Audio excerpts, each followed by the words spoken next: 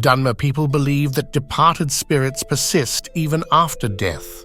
The knowledge and power of departed ancestors benefits the bloodlines of Dunmeri houses.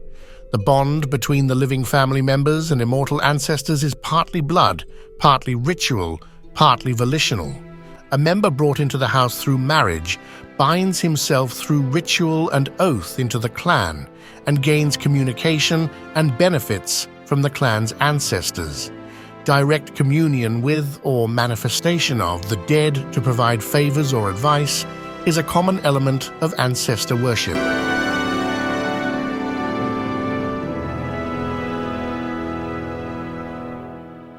In the First Era, St. Veloth, known as the father of the Dunmer race, wished for a return to ancestor worship.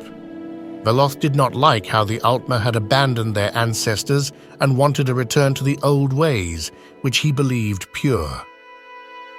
This practice continued throughout the First Era until 1 E700, during the Battle of Red Mountain.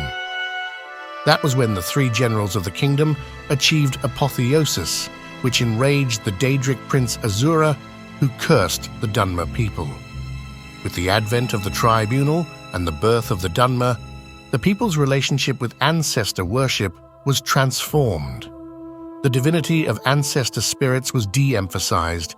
Some of the more important ancestor spirits, including Veloth and Nerevar, were made into saints instead. Though the practice of ancestor worship gradually declined among House Dunmer, the Ashlanders still honored the ancient spirits and preserved the tribal lore. Those who still venerated their ancestors had a family shrine at their residence. In poorer homes, it may be no more than a hearth or alcove where family relics are displayed and venerated. In wealthy homes, a room is set aside for the use of the ancestors. Here, the family members pay their respects to their ancestors through sacrifice and prayer, through oaths sworn upon duties, and through reports on the affairs of the family. In return, the family may receive information, training, and blessings from the family's ancestors.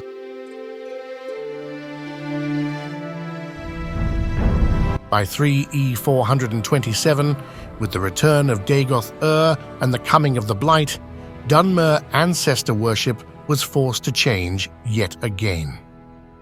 By order of the tribunal, the vast majority of all ancestors' remains were redirected to the great ghost fence surrounding Red Mountain.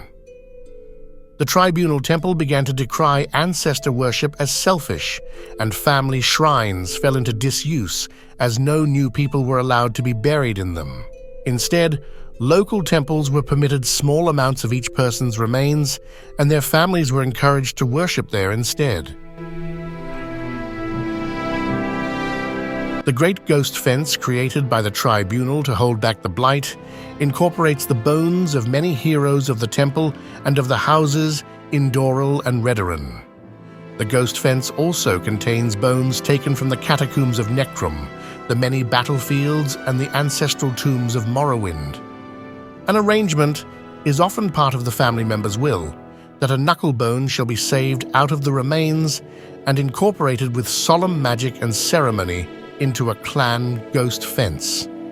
In more exceptional cases, an entire skeleton or even a preserved corpse may be bound into a ghost fence. After the defeat of Dagoth the ghost fence's barrier was no longer necessary and was deactivated. This signaled an end to the need for new remains, and the Ghost Gate itself became a monument to the dead. In 4E05, following the devastation of the Red Year, the Temple and Dunmer society as a whole entered a period of reorganization.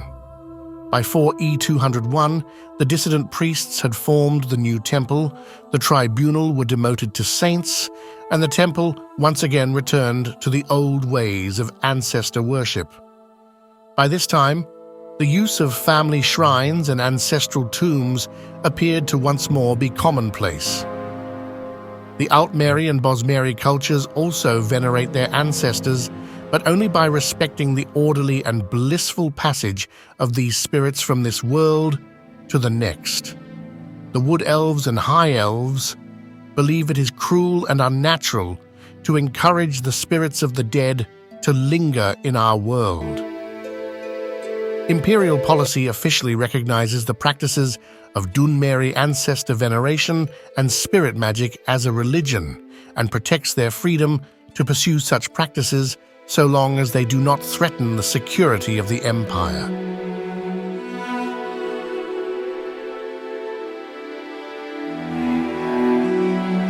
When playing the Elder Scrolls 3 Morrowind, we find that the divinity of Ancestor spirit is de-emphasized by the Dunmer in the Third Era. We observe how the ancestral tomes are in a state of decay and there are no traces of the old ways of ancestor worship anymore. I do wonder about how these tomes would have appeared in the First Era, when they played a greater role in the life of the Dunmer people.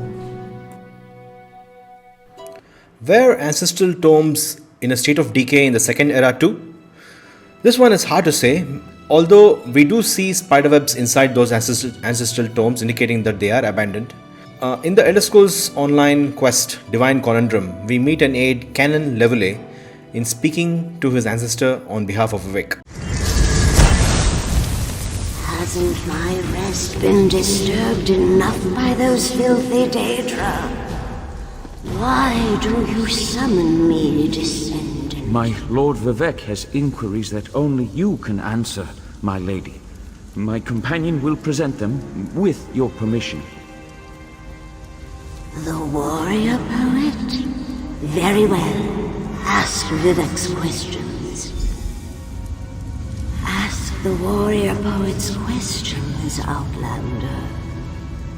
I love the depiction of the ancestral ghost in Elder Scrolls Online. Very cool. I like the fact that ESO adds a lot of lore to Morrowind, but many people say it is not canon. I am torn on that argument.